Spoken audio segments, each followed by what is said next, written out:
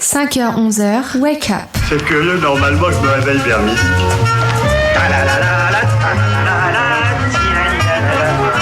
Allez, debout maintenant.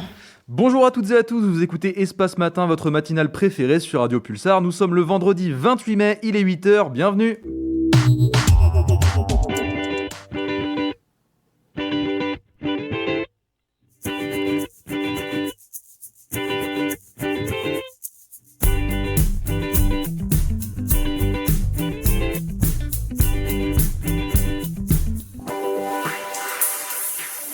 J'espère que tout le monde va très bien en ce vendredi 28 mai. Courage, c'est bientôt le week-end. Ici, on va tenter de vous donner l'énergie nécessaire pour terminer la semaine. Et pour ça, on a réuni une équipe de choc, car on est accompagné de Kylian qui a préparé l'émission, Théo qui va assurer la technique et Théodore, notre chroniqueur.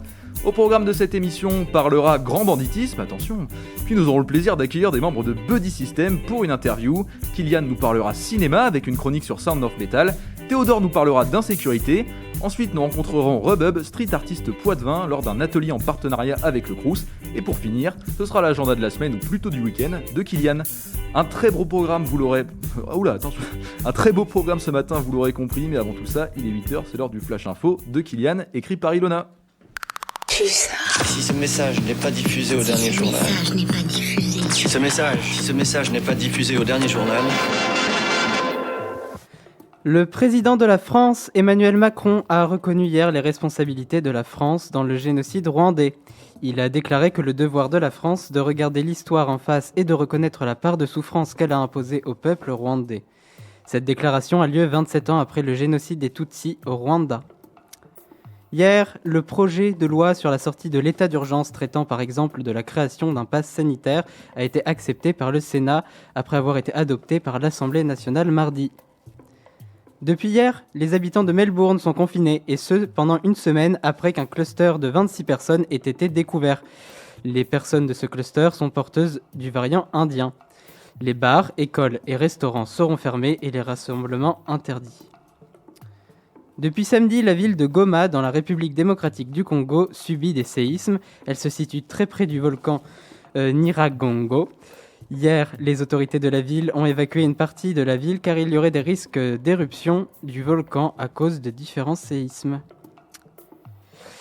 Les plans de l'École européenne supérieure de l'image EESI, qui se situera au quartier des Couronneries dans la Vienne, ont été révélés. L'école devrait être terminée en 2024. Elle sera construite à la place des locaux d'Enedis qui vont commencer à être détruits prochainement. Merci beaucoup Kylian et Ilona pour ce flash, il est 8h02 sur Radio Pulsar et aujourd'hui c'est le vendredi 28 mai et vous connaissez mon amour pour les anniversaires. Aujourd'hui il y en a deux, la fin du service militaire obligatoire en France, c'était en 1997, symbole de démilitarisation de la population civile, une très bonne nouvelle pour la jeunesse française. D'un autre côté, l'anniversaire de Santo Trafficante, grosse tête de la mafia sicilienne au début du XXe siècle et surtout précurseur du crime à l'échelle intercontinentale. Alors bon, j'avais le choix, mais d'humeur belliqueuse ce matin, j'ai décidé de parler de Santo Alfonso Trafficante et de la mondialisation du crime. Alors tout commence donc le 28 mai 1886 en Sicile. Il naît de parents proches de la Cosa Nostra, la célèbre mafia sicilienne. À 14 ans, sa famille immigre en Floride, il est très jeune mais germe déjà une idée dans sa tête, faire le lien entre ses nouveaux amis américains et les contacts de ses parents pour créer un réseau criminel transatlantique. Alors à cette époque, on est au début des années 1900 et des trafics transatlantiques existaient déjà bien sûr, mais l'ambition de Santo c'est d'opérer en bande organisée pour créer un vrai réseau extrêmement lucratif. La liaison Amérique-Cosa Nostra fait rapidement beaucoup de bruit dans le sud des États-Unis grâce à une organisation particulièrement efficace. Trafic de drogue, d'armes et autres, multipliant les meurtres pour gagner du territoire de vente, la jeune branche criminelle ne se limite plus qu'à la Floride, comme quoi, comme le dit le célèbre adage, en bande organisée, personne ne peut vous canaliser, même pas un gang de Floride. Santo, c'est le lien, la clé de voûte de la chaîne. Et il a été malin, car le trafiquant, c'est pas lui, contrairement à ce que je pourrais laisser penser sur son nom de famille. Il a juste mis en contact ses potes de grands noms du trafic américain, vous les connaissez peut-être, Lucky Luciano, Tommy Lucchese. Lui permettant d'être dans la boucle et ainsi de récolter une partie de l'argent généré sans être trop mouillé. Mais ce serait dommage de s'arrêter en si bon chemin. Depuis qu'il a de l'argent, son truc c'est les jeux. Il passe sa vie au casino et en soirée, un vrai fêtard ce Santo. Mais un fêtard malin, entrepreneur né, dans les années 30, il crée une société écran, une usine de production de cigares à Tampa, en Floride, ville que sa famille domine par le crime. Les cigares, c'est sympa, mais Santo veut faire de sa passion un métier. Alors il participe à la création de la Bolita, grand réseau de loterie clandestine à travers tous les États-Unis. Durant des années d'activité, il amassera une incroyable quantité d'argent et a été l'un des responsables de la présence de la Cosa Nostra aux États-Unis, le tout sans jamais avoir été en prison. Il meurt de cause naturelle en 1954, à 68 ans, en pleine guerre de gang, et c'est son fils qui va reprendre les rênes de la Bolita et gagner cette guerre, faisant de lui un parrain extrêmement influent aux États-Unis dans les années 60-70. Santo Traficante Jr. est considéré comme l'un des 5 hommes les plus influents des États-Unis à l'époque. Après la déclassification de certains documents, il a été révélé que ce dernier a été impliqué dans l'assassinat de Kennedy en 1963, rien que ça. Son influence politique s'étend jusqu'aux élections de 1968, élection dans laquelle il aurait joué de son influence pour faire élire le président Richard Nixon, sacré CV. Cette famille a donc joué un rôle majeur dans la mondialisation du crime. Plusieurs œuvres sont inspirées de leurs histoires d'ailleurs, notamment Donnie Brasco, de Mike Nowell avec Al Pacino et Johnny Depp. Allez le voir si c'est pas encore fait. Évidemment, aujourd'hui, quasiment toutes les mafias ont un rayonnement international. La Cosa Nostra a un peu laissé la place à la 'Ndrangheta, une autre mafia du sud de l'Italie qui rayonne à l'international. D'autres mafias et organisations criminelles continuent de sévir dans le monde entier et à porter leur influence, même dans les plus hautes sphères politiques. Voilà pour la petite histoire de la famille Traficante. On a facilement une fascination, voire une admiration envers ce genre de personnages. N'oublions pas que dans le monde, plus de 6000 personnes décèdent chaque année à cause des gangs. Ces activités, considérées parfois comme le miroir de notre société, restent un fléau dans de nombreux endroits du monde. Il est 8h06, vous êtes toujours dans l'Espace Matin sur Radio Pulsar. C'est le moment d'écouter un peu de musique. On se laisse avec un morceau de Light the World, c'est le morceau Time. À tout de suite. Ils font toujours ce qui est interdit. Pulsar. La même chose pour moi. C'est toi en plus. Vous êtes toujours sur Radio Pulsar, il est 8h10 et c'est l'heure de l'interview de Buddy System. Allez, debout maintenant. Oui, alors aujourd'hui nous recevons donc Carla et Laura, deux membres du bureau de l'association Buddy System Réfugiés, en tant que responsables du pôle cours de français, si je ne me trompe. Parfait, donc bonjour à toutes les deux. Bonjour. Pour commencer, du coup, cette association vise à soutenir les migrants dans leur apprentissage de la langue française à Poitiers, mais plus particulièrement aussi pour leur donner tous les atouts pour réussir à s'insérer un peu plus. J'imagine que c'est vraiment un très grand résumé de ce que couvre Buddy System. Est-ce que vous pouvez nous dire un peu plus sur vos actions ? Bien sûr. Donc déjà, la base de l'association, c'est bien sûr de donner des cours de français, mais on essaye d'élargir nos actions en proposant des activités sportives, des événements culturels, des activités au sein de l'association, où on a aussi un pôle psychologie qui permet d'accompagner les buddies dans la création de leur CV. Et grâce au CV, on apprend aussi beaucoup de choses sur leur vie et sur ce qu'ils ont vécu. Et bientôt, on aura la création d'un pôle administratif qui leur permettront d'avoir leur papier en mairie, à la préfecture, parce que ça peut être quelque chose de très compliqué pour eux, étant donné qu'ils n'ont pas forcément les atouts au niveau de la langue française et que les administrations françaises ne sont pas forcément très coopératives, exactement. Et donc, oui, donc vous permettez tout ça. Et d'où viennent-ils principalement ces buddies ? Alors, en majorité du nord de l'Afrique, on en a beaucoup d'Afghanistan, par exemple, d'Arabie Saoudite. Ouais. Et oui, principalement du nord de l'Afrique.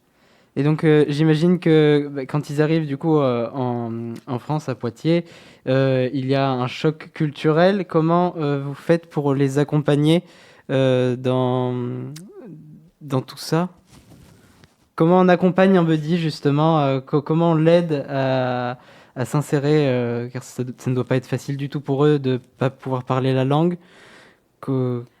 Déjà, la base, oui, c'est de donner des cours de français. Et à travers les cours de français, on essaye aussi d'introduire des notions un peu plus culturelles, avec les valeurs françaises, la façon dont on se comporte au travail, lors d'entretiens d'embauche ou à la boulangerie, etc. Comme ça, on leur permet d'apprendre la langue française, mais aussi d'apprendre nos activités du quotidien et comment s'insérer dans la société française.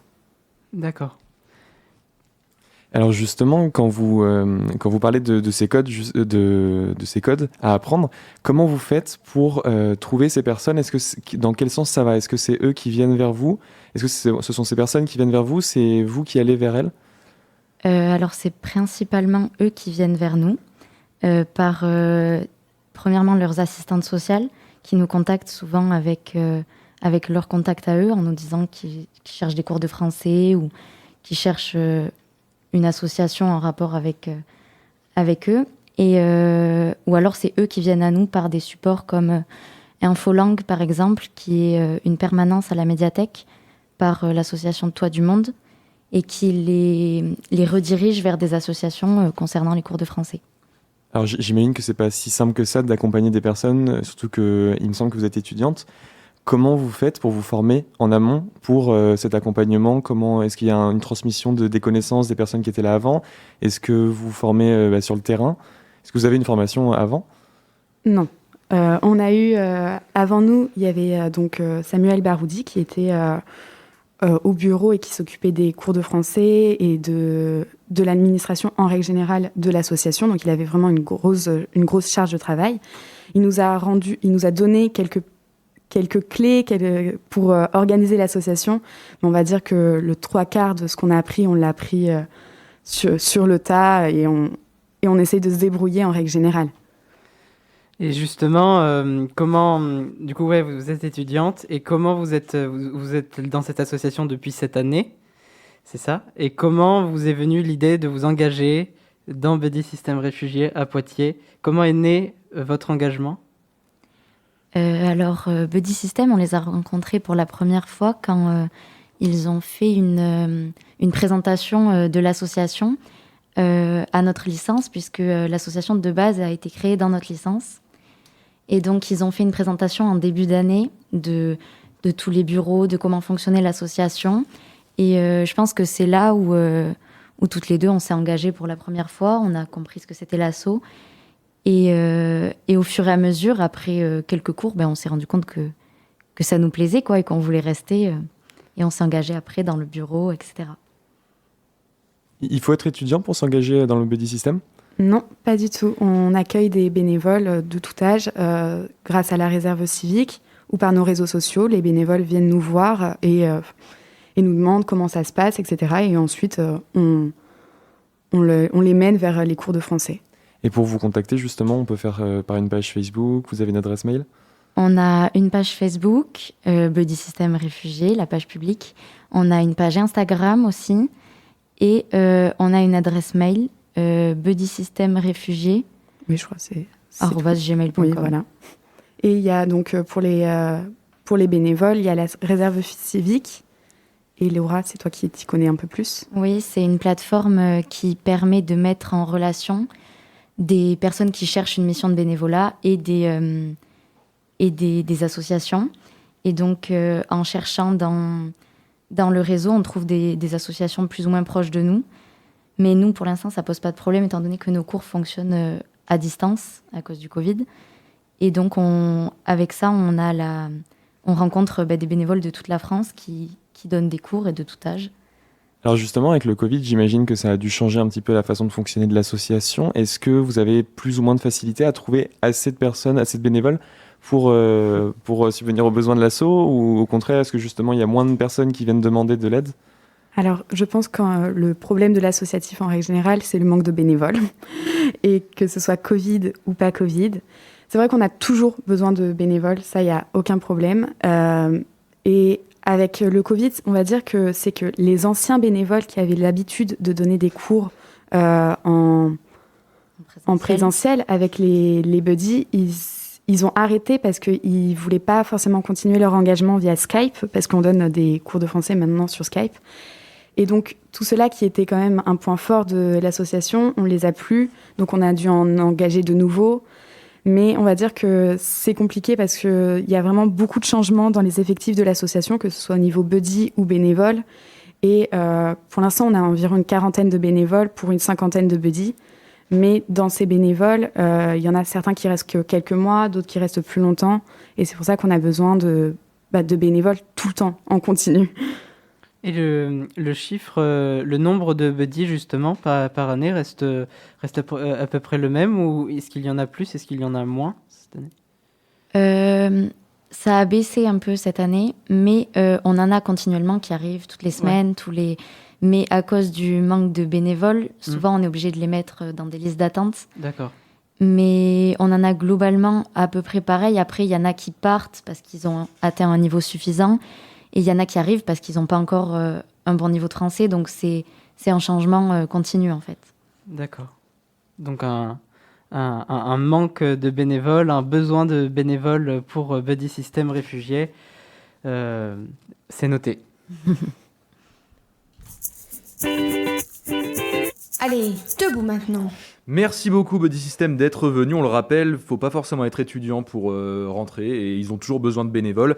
Le contact c'est Buddy System Réfugiés sur Facebook et Instagram ou alors par mail buddysystemrefugiés tout attaché @gmail.com. On écoute tout de suite un morceau d'Alfie Templeman, Everybody's Gonna Love Somebody. À tout à l'heure. Wake up. Pulsar 95.9. Allez, debout maintenant. Il est 8h23, vous êtes toujours sur la matinale de Radio Pulsar. Kylian, t'es allé au cinéma récemment, non ? Exactement, oui, vous l'avez compris, les cinémas sont rouverts et donc c'est donc l'occasion d'y retourner. Et pour votre programme de la semaine prochaine, je vous invite à venir découvrir le premier film du scénariste Darius Marder, Sound of Metal. Dans ce long métrage, nous suivons le parcours de Ruben, batteur dans un groupe de heavy metal fondé avec sa compagne Lou. Enchaînant les tournées, allant de ville en ville, leur renommée s'accroît de plus en plus.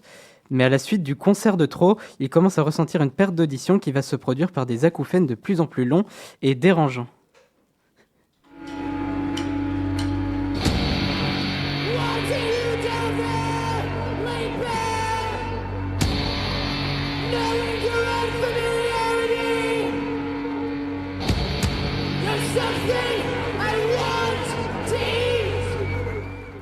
Ce que vous venez d'écouter est le concert fatidique, le point de bascule de l'histoire et de la vie de Ruben.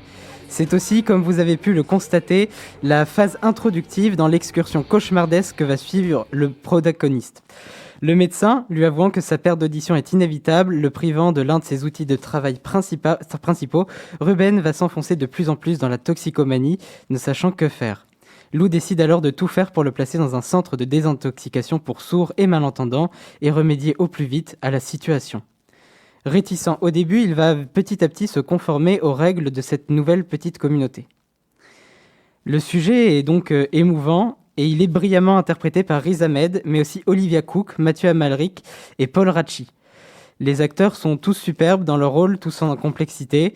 Mention spéciale à la performance d'Olivia Cook dans la scène d'ouverture du film que vous avez pu écouter tout à l'heure, où elle y est complètement méconnaissable et terrifiante, et laisse cette impression de ne pas avoir regardé une œuvre de fiction, mais plutôt un documentaire où les personnes à l'écran sont traitées à fleur de peau. L'intérêt du film réside donc dans la manière dont il nous fait comprendre ce que cela fait de passer de la musique au silence total. Le changement se faisant de manière presque brutale, Ruben doit surmonter ce nouvel handicap et apprendre à vivre avec. L'un des sujets principaux est celui donc de l'acceptation du handicap, caractérisé par la philosophie des membres de la communauté sourde. Il faut qu'il apprenne à être sourd, comme l'écrit le personnage de Paul Ratchi. Car tout le débat est sur cette question. Ruben court après la possibilité de se mettre un implant pour retrouver son audition d'avant, tandis que les membres de la communauté ne considèrent pas la surdité comme un handicap, bien au contraire.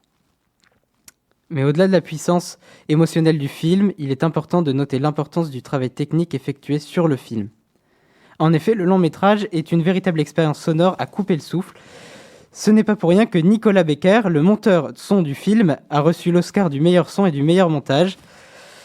Également co-auteur de la bande originale du film, il fut à la tête d'une équipe de 5 personnes afin de créer toute la bande-son du film. Avec un micro très puissant qui vient de l'industrie pétrolière, il va récolter pas moins de 2 heures de sons divers et variés pour produire des sensations particulières. Par exemple, le son étouffé de l'entretien entre Ruben et son médecin a été capté en faisant enregistrer les dialogues de Riz Ahmed sous l'eau avec un micro dans la bouche. Des recherches poussées donc, visant à nous émerger dans la situation de Ruben, nous faisant ressentir sa surdité avec lui. De plus, dans un souci de rendre le film accessible à tout le monde, Darius Marder a pris le parti pris de placer directement les sous-titres du film accompagnés de descriptions sonores. Le visionnage de Sound of Metal ne laisse donc pas indifférent, procurant au spectateur un choc sonore grandiose, de la cacophonie du concert au silence total, et c'est donc un énorme coup de cœur que je vous invite à découvrir en salle dès la semaine prochaine. Merci beaucoup, Kylian. Autour de la table, peut-être vous avez entendu parler de ce film déjà ? Non. Moi, Kylian en a vite fait parler, mais je le connaissais pas avant qu'il nous en parle. J'avais vu l'affiche et ça m'avait donné très très très envie de le voir, surtout qu'en plus l'acteur principal c'est un des acteurs qui joue dans Rogue One, et je venais de regarder Rogue One genre la veille et du coup ça m'a donné très très très envie de le voir parce que cet acteur il me rend fou à chaque fois. Ouais. Oui, je te conseille vraiment le film et à tout le monde parce que c'est une vraie surprise. J'étais venu dans la salle de cinéma en connaissant que le speech du film sans avoir vu la bande-annonce. Et du coup, c'est super surprenant. Enfin, dès la scène d'intro, ça fait quelque chose d'assez incroyable. Et voilà, comme je l'ai dit, c'est vraiment une expérience sonore. C'est vraiment à vivre en salle de cinéma et non pas sur son écran d'ordinateur chez soi. Donc, je vous invite vraiment à aller le voir. Ou alors avec un très bon casque. C'est vrai que d'habitude, j'aime... Un très bon casque, ouais. Voilà, Ce sera un film à écouter avec un casque, ouais. J'aime bien d'habitude ne pas connaître du tout le film que je vais voir, et donc bon, tu nous as raconté beaucoup de choses et en même temps tu m'as donné très très très envie d'aller le voir, donc je pense que je vais être un des prochains spectateurs de ce film. Ah, très bien. J'ai vu que le film était sorti en 2019 aux États-Unis, si je dis pas de bêtises. Est-ce que justement c'est en voyant que les salles allaient fermer qu'ils l'ont reporté en France, ou alors c'est pour une autre raison ? Oui, c'est ça. C'est la Covid-19 qui a retardé la diffusion de ce film. Oui, aux États-Unis, ils l'ont vu depuis très très longtemps, mais pour nous en France, c'est tout nouveau. Merci beaucoup, Kylian. En tout cas, ça m'a donné aussi beaucoup, très envie d'aller le voir plutôt. Mais maintenant, il est bientôt 8h30 sur Radio Pulsar, et à 8h30, c'est l'heure du Flash Info, écrit par Ilona. Pulsar. Si ce message n'est pas diffusé au dernier journal. Si ce message n'est pas diffusé au dernier journal. Le président de la France, Emmanuel Macron, a reconnu hier les responsabilités de la France dans le génocide rwandais. Il a déclaré que le devoir de la France de regarder l'histoire en face et de reconnaître la part de souffrance qu'elle a imposée au peuple rwandais. Cette déclaration a lieu 27 ans après le génocide des Tutsis au Rwanda. Hier, le projet de loi sur la sortie de l'état d'urgence traitant par exemple de la création d'un pass sanitaire a été accepté par le Sénat après avoir été adopté par l'Assemblée nationale mardi. Depuis hier, les habitants de Melbourne sont confinés, et ce pendant une semaine après un cluster de 26 personnes ait été découvert. Les personnes et ce cluster sont porteuses du variant indien. Les bars, écoles et restaurants seront fermés et les rassemblements interdits. Depuis samedi, la ville de Goma, dans la République démocratique du Congo, subit les séismes. Elle se situe très près du volcan Nyiragongo. Hier, les autorités de la ville ont évacué une partie de celle-ci car il y aurait des risques d'éruption du volcan à cause des différents séismes. Hier, également, les plans de l'École européenne supérieure de l'image, EESI, qui se situera au quartier des Couronneries dans la Vienne, ont été révélés. L'école devrait être terminée en 2024. Elle sera construite à la place des locaux d'Enedis qui vont commencer à être détruits prochainement. Il ne me reste plus qu'à vous remercier de votre attention. Pulsar. Merci beaucoup, Kylian, pour avoir lu le flash d'Ilona. Bonjour Théodore, la sécurité se trouve au centre du débat public ces dernières semaines. À l'occasion du Beauvau de la sécurité, les syndicats de policiers ont hier pu dialoguer avec le ministre de la Justice Éric Dupond-Moretti et le ministre de l'Intérieur Gérald Darmanin. Alors, l'insécurité est-elle réelle ou est-ce un simple sentiment ? Que penser des propositions qui font surface ces derniers temps dans le champ politique ? Oui, bonjour à tous. Alors, on parle beaucoup de ces sujets par les temps qui courent. La manifestation des policiers du 19 mai dernier devait être un hommage aux agents morts en service à Avignon ou à Rambouillet. Elle s'apparentait en réalité à une tribune politique dans laquelle le secrétaire général du syndicat Alliance Police a déclaré, je cite, « Le problème de la police, c'est la justice » et où le garde des Sceaux a été conspué en présence de son collègue de l'Intérieur Gérald Darmanin. Ces phrases chocs prononcées par des syndicalistes n'ont pas manqué de faire réagir dans la classe politique. Le ministre de la Justice les a condamnés très fermement hier. Il a rappelé l'interdépendance de la police et de la justice pour répondre aux accusations de laxisme qui lui sont faites ainsi qu'à l'institution judiciaire. Je cite, la police sans la justice, c'est le totalitarisme. La justice sans la police, c'est l'impuissance, a-t-il déclaré. Le ministre a évoqué les chiffres des condamnations. 132 000 peines d'emprisonnement en 2019 contre 120 000 en 2015. Cela s'ajoute aux chiffres concernant la surpopulation carcérale. En réalité, le nombre des peines d'emprisonnement augmente fortement. Le nombre de condamnations a lui aussi fortement augmenté. Il a plus que doublé en 40 ans. Le taux d'incarcération en France est de 105 pour 100 000 habitants selon le ministère de la Justice. Il est plus élevé qu'en Italie ou qu'en Allemagne. En voyant ces chiffres, on peut peut-être se dire que certaines déclarations sont légèrement outrancières. On nous parle aussi d'une augmentation de la violence et de la délinquance, mais là encore, la réalité semble plus complexe. Si l'on regarde les chiffres du ministère de l'Intérieur, c'est une évidence. Mais ces chiffres sont révélateurs en réalité de l'augmentation des plaintes enregistrées par les forces de police. Certains spécialistes préfèrent regarder ce qu'on appelle les enquêtes de victimation, qui consistent à interroger les sources des échantillons représentatifs de la population pour leur demander s'ils ont été victimes d'infractions. Ces enquêtes ont néanmoins, elles aussi, des limites méthodologiques à cause des changements de méthode ou alors de la manière de poser les questions. On regarde que les chiffres concernant les agressions physiques sont stables, de quoi remettre sérieusement en question les affirmations péremptoires sur le soi-disant ensauvagement de la société. Et Théodore, on constate néanmoins que les violences à l'encontre des forces de l'ordre sont nombreuses et que la sécurité est l'une des préoccupations majeures de la population selon les enquêtes d'opinion. En effet, le sujet de l'insécurité domine le débat public depuis quelques semaines et ce n'est pas nouveau. Ces débats ont beaucoup fleuri durant le XXe siècle. Les figures de dangerosité associées aux bandes de jeunes dans les années 1905-1910, la figure des Apaches cristallise les peurs. Au tournant des années 50-60, c'est celle des blousons noirs et depuis les années 1990, c'est celle des jeunes de cité.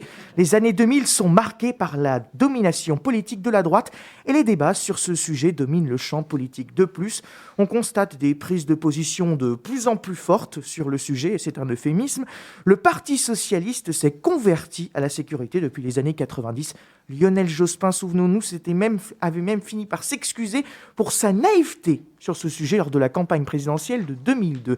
Ce tournant idéologique s'est fait fortement ressentir par le 19 mai dernier avec la présence de toute une partie de la gauche jusqu'au Parti communiste à la manifestation des policiers. La droite semble avoir gagné la bataille culturelle sur le thème de l'insécurité. La campagne de 2002 était dominée par ce thème et avait vu la gauche éliminée pour la première fois du second tour au profit du Front National. Il y a donc des arrière-pensées politiques qu'il faut également analyser. Il y a des arrière-pensées et prenons par exemple la proposition de Xavier Bertrand des peines de prison automatiques en cas d'agression d'un dépositaire de l'autorité publique. Elle vient s'opposer à un principe fondamental dans notre République, l'individualisation de la peine. La justice juge un acte, mais aussi un homme ou une femme. Les condamnations sont prononcées aussi à l'issue d'un débat contradictoire. Il faudrait, pour qu'une telle mesure puisse s'appliquer, changer la Constitution, ce qui n'est pas la chose la plus aisée à faire. En réalité, ces thèmes sont assez complexes et le débat d'une présidentielle mérite mieux que des vociférations et des avalanches de fantasmes. Merci beaucoup Théodore, il est 8h36, vous êtes toujours dans Espace Matin sur Radio Pulsar et c'est le moment d'écouter un peu de musique avec le morceau fou du groupe Requin Chagrin. A tout de suite. Virgule. Et pour nous, ce moyen de transport. Pulsar, c'est bon. Moi, je dormirai sur le sofa. Point d'exclamation. Il est 8h39, vous êtes toujours dans Espace Matin sur Radio Pulsar. Hier et avant-hier, devant le restaurant Crous Rabelais, il y avait une ambiance toute particulière. En effet, Rebub, le street artiste, proposait aux étudiants volontaires de décorer le mur de la résidence. Et nous, quand il y a un truc qui se passe comme ça, on le sent. Alors on a suivi l'odeur de peinture, traversé le campus pour aller le rencontrer. Du coup, moi c'est Rebub, je suis graffeur depuis 8 ans à peu près. Les premières peintures que j'ai fait sur les murs à Poitiers. Et ça fait 4 ans du coup que je vis uniquement de la peinture. Donc là c'était une sollicitation de la part du Crous et l'objectif en fait de cette peinture c'était de réaliser une fresque avec les étudiants sur base du volontariat bien sûr et donc voilà après j'ai eu libre cours pour le thème un peu de la fresque. Et donc moi, mon travail, il est surtout axé sur le portrait noir et blanc, sur le réalisme. Et donc l'objectif en fait c'était de faire un regard, enfin quand j'ai vu le mur je me suis dit que ça pourrait être intéressant de faire un regard un peu qui est plongé vers vers l'horizon et donc voilà, après j'ai réalisé une maquette avec ce portrait de femme en noir et blanc et ce regard qui est assez fort, assez saisissant. Et je trouvais que ça reflétait peut-être un peu bien la situation actuelle par rapport... la situation actuelle peut-être un peu des étudiants qui est assez délicate, qui est assez... où ils sont vraiment obligés pour le coup d'essayer de se prolonger, de se projeter vers l'avenir, voilà. Et en fait, l'idée, c'était de rajouter, pour casser un peu ce côté noir et blanc, l'idée, c'était de rajouter de la couleur, des grandes phases de couleurs pour apporter un dynamisme, essayer d'apporter, plus de la gaieté, de la joie et qui peut contraster un peu avec cet aspect peut-être un peu triste du noir et blanc. Voilà, grosso modo. Et sur ce mur-là, justement, qui graffe en fait? C'est les volontaires qui graffent ou tu leur apprends ou comment est réparti le boulot? En fait, voilà, au début, ce qu'on a fait donc hier matin, on était 6. Donc, dans un premier temps, on a sous-couché le mur en gris. On l'a repeint à la peinture acrylique au rouleau. Donc, ils ont fait ça. Ensuite, on a tracé notre quadrillage. Ensuite, ils ont tracé l'esquisse. Voilà, et bien sûr, avant, je leur avais montré un peu comment utiliser correctement une bombe de peinture pour arriver à faire à peu près ce qu'on veut, parce que c'est pas aussi simple que ça d'utiliser une bombe.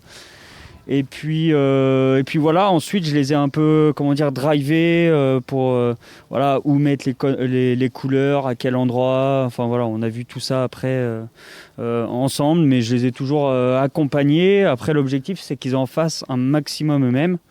Et moi, je suis là plus sur la fin pour rajouter des détails, faire des choses qui demandent quand même un peu plus d'expérience. Voilà. C'est un truc qui te plaît, ça, de transmettre les techniques? C'est vrai qu'au début, les premières années, j'avais un peu de mal parce que j'étais peut-être pas forcément habitué à ce côté, au côté pédagogue qu'il faut avoir. Et donc après, avec au fil du temps, je me suis amélioré par rapport à ça et pour donner les bons conseils, tout ça. Et maintenant, j'ai vraiment un réel plaisir de partager ça avec des jeunes et de leur que ce soit des ados, que ce soit des jeunes adultes. Je trouve ça hyper cool de leur faire découvrir quelque chose et surtout qu'ils se sentent épanouis et qu'ils se sentent heureux d'avoir découvert une nouvelle pratique, quelque chose qu'ils n'auraient jamais pensé faire, quoi. Et puis à la fin, ce qui est hyper chouette aussi, c'est de voir les étudiants fiers de ce qu'ils ont fait, de ce qu'on a fait ensemble en fait. Magali Moreau, qui travaille au service de communication du Crous, est très satisfaite de la prestation. Il y avait vraiment tout. Il y avait toute l'alchimie à réunir des étudiants qui en avaient ras-le-bol d'être à l'intérieur, une activité attirante, de la couleur, de l'expression, de l'émotion. Et pour le coup, il s'est trouvé que je connaissais un petit peu Rebeb, je savais où il habitait, donc du coup, j'ai pu le contacter. Et puis, on a un peu nourri ça au fil des semaines, des mois, en attendant la fin du confinement. Et là, on a profité des beaux jours, parce qu'il fallait essayer normalement d'en profiter. C'était vraiment un super projet. Et finalement, on a constitué des groupes par demi-journée. Et ils se sont piqués au jeu. J'ai découvert hier, il y avait une superbe ambiance. Ils étaient très très consciencieux, très minutieux, vraiment une ambiance, chacun sur son portable, à regarder les références des couleurs qu'il fallait mettre, poser, etc. Le report, ils ont été très attentifs, très méticuleux, ils se sont intéressés à tout. Et puis j'ai trouvé que oui, c'était un très très beau truc, très beau projet, une très belle activité. Et puis ils ont la fierté de dire, moi j'aurais contribué un petit peu à ce regard sur le campus. Et c'est vrai qu'à Rebeb, on lui avait laissé le champ libre. Évidemment, il y avait quelques consignes de base, normal, mais autrement, il a complètement décidé, il avait carte blanche. Et puis on savait, on avait confiance. Donc là, je crois qu'on a vraiment raison d'avoir fait confiance. Mais du coup, ça ouvre à la question des autres projets, parce que on a aussi un service culturel qui peut aider des étudiants ou des associations d'étudiants à faire ce genre de choses, à monter ce genre de projet. et à monter ce genre de projet subventionné. On a de très beaux espaces, donc habiller le campus avec un peu de couleur, avec de la créativité, à l'initiative des étudiants. Vraiment, nous, on a été là juste pour peut-être instiller cette action, mais on a vraiment envie que ça parte un peu plus, que ça aille un peu plus loin. La porte est ouverte. Les étudiants ayant participé au projet semblent plutôt fiers de leur travail et remercient Rebub de les avoir accompagnés. C'était enrichissant, j'ai pu découvrir la discipline, j'ai pu voir que c'était très technique, qu'il y avait différentes manières de grapher. Franchement, j'ai découvert quelque chose, j'aimais déjà le graphe de ce que je voyais, mais j'avais jamais essayé. Du coup, là j'ai eu la chance de pouvoir essayer, de pouvoir beaucoup pratiquer. Rebub, c'est quelqu'un qui nous a beaucoup conseillé, nous a accompagnés de A à Z, mais en même temps il nous a laissé beaucoup de liberté. Du coup on a pu travailler, moi c'est quelque chose que j'ai vraiment apprécié. Franchement à refaire, et même que ce soit l'ambiance, que ce soit le travail, que ce soit le rendu final qui sera là pendant longtemps à Poitiers. Je pense que franchement je pense que c'est une contribution, c'est-à-dire qu'on a pu rendre quelque chose à Poitiers. Une superbe fresque financée par les CVEC, et oui, c'est à ça que ça sert, et le Crous. Si ça vous intéresse, restez attentifs car d'autres ateliers de ce style pourraient bien réapparaître. Et pour les curieux, je vous invite à aller voir directement l'œuvre, elle se trouve sur le mur de la cité universitaire Rabelais. Je suis certain que vous ne serez pas déçus. Si vous en voulez plus, je vous invite à suivre Rebub, R-E-B-E-B, sur les réseaux sociaux. Il est 8h47 et c'est le moment de sortir de quoi noter et d'écouter attentivement Kylian. C'est l'agenda de la semaine. Encore quelques kilomètres à faire. Programme encore chargé pour l'opération Mais à vélo. À 17h, vous avez rendez-vous sur le parking de l'église du bourg de Buxerolles pour une balade à vélo d'environ 1 heure. Le casque est bien entendu obligatoire et l'inscription se fait par la mairie de Buxerolles et l'association Vélocité 86. Aujourd'hui, mais aussi demain, rendez-vous à la 1 à Saint-Benoît pour 2 journées vélo. Les créneaux sont de 10h à 12h30 et de 13h30 à 17h. Il y en a pour tout le monde, les parcours enfants sont organisés ainsi que des randonnées. Pour tout renseignement, contactez la commune de Saint-Benoît. Imaginons Poitiers. Le collectif Parenthèse revient aujourd'hui et demain de 15h à 17h pour vous faire prendre part à des chantiers participatifs. Les places étant limitées, l'inscription est obligatoire auprès du Palais des Ducs d'Aquitaine, sur place ou par téléphone. Et maintenant, les nouvelles de ce week-end. Pour le droit au logement, tout d'abord, le 1er juin signera la fin de la trêve hivernale pour de nombreuses personnes adultes comme enfants. Pour le droit au logement, une manifestation est organisée demain à 14h30 au 24 boulevard Pontachard. Cette manifestation est organisée par la RESF 86, la DNSI 86 et 100 pour 1 Grand Poitiers. Encore un verre ? La Maison de la Poésie de Poitiers vous donne rendez-vous pour une pause poétique. Demain, à partir de 17h30, les poètes Sophie G. Lucas et Jean-Marc Flao vous proposeront une séance de lecture et de rencontre. Réservation à l'adresse maisonpoésie-poitiers@orange.fr. Et du vélo, toujours du vélo. Cap vers Migné-Auxances pour une journée vélo de 9h à 18h. Au programme, renseignements autour des bourses vélo, des essais de VAE, mais aussi des ateliers de maniabilité du vélo, d'antivol et de sécurité. Vous aurez bien entendu la possibilité de découvrir les chemins entourant la ville. À Montamisé, rendez-vous familial pour une balade en libre accès. Pour tout renseignement, contactez la mairie de Montamisé. À Fontaine-le-Comte, venez en famille découvrir les pistes et les sites remarquables de la commune. Cet événement est aussi poursuivi le 30 mai. À l'autre bout du territoire, la place Sadébria vous ouvre ses portes dès 10h30 pour une sortie familiale sur les chemins communaux. Notez que vous êtes invité à fleurir votre vélo. Enfin, à 15h, vous avez rendez-vous à Poitiers à l'office de tourisme pour une balade le long de la voie Malraux. La durée est estimée à 2 heures pour une distance parcourue d'environ 8 km aller-retour. L'accès est gratuit mais le nombre de places étant limité, veuillez vous inscrire au Palais des Ducs d'Aquitaine sur place ou par téléphone. Et maintenant, on continue Imaginons Poitiers du Palais au musée. En ce dernier week-end du mois de mai, venez suivre le parcours artistique concocté par François Sabourin et les ateliers du Panorama, intitulé Histoire cachée, visite à la Dada. Le guide officiel de l'histoire non sérieuse vous fera parcourir les rues de Poitiers avec pour objectif de vous faire intéresser par les histoires vraies comme inventées. Le rendez-vous se fait les samedis 29 et 30 mai dans le quartier de la Cathédrale. L'accès se fait sur inscription au palais dans la limite des places disponibles. Merci beaucoup Kylian, comme d'habitude tu nous aides à ne pas nous ennuyer. Tout de suite c'est l'heure de notre pause musicale sur Radio Pulsar. Wake up. Pulsar 95.9. Allez, debout maintenant. Wake up. Pulsar 95.9. Allez, debout maintenant. Vous êtes toujours dans l'Espace Matin sur Radio Pulsar, il est 8h58 et nous avons le plaisir d'être toujours en compagnie de Buddy System. Vous vouliez évoquer le cas de Bilal. Oui, exactement. Donc, Bilal est un jeune Afghan demandeur d'asile qui était hébergé par un foyer d'accueil de l'Office de Niort, où il a été expulsé car il a accepté d'héberger pendant 1 ou 2 semaines un de ses compagnons dans sa chambre. Les buddies n'ont pas le droit normalement. Donc maintenant, il s'est retrouvé au SAMU social de Poitiers, mais avec la fin de la trêve hivernale, il va se retrouver à la rue au 31 mai. Et nous avons décidé d'organiser une cagnotte pour l'aider. Donc vous pouvez retrouver la cagnotte sur nos réseaux sociaux, donc Facebook, Instagram, et vous pouvez aussi nous contacter via notre adresse mail, donc buddysystemrefugié@gmail.com. Et nous recherchons aussi un hébergement pour lui, car il sera à la rue donc à partir du 31 mai. D'accord, et donc la cagnotte, où est-ce qu'on peut participer à cette cagnotte sur nos réseaux sociaux, elle est en lien sur tous nos réseaux sociaux, et vous pouvez aussi donc nous contacter, n'hésitez pas à nous envoyer un message si vous connaissez des endroits où il pourra être hébergé. D'accord, donc on le rappelle, Buddy System Réfugié sur Facebook et Instagram. Merci beaucoup, il est bientôt 9h, et à 9h c'est l'heure du Flash Info, écrit par Ilona.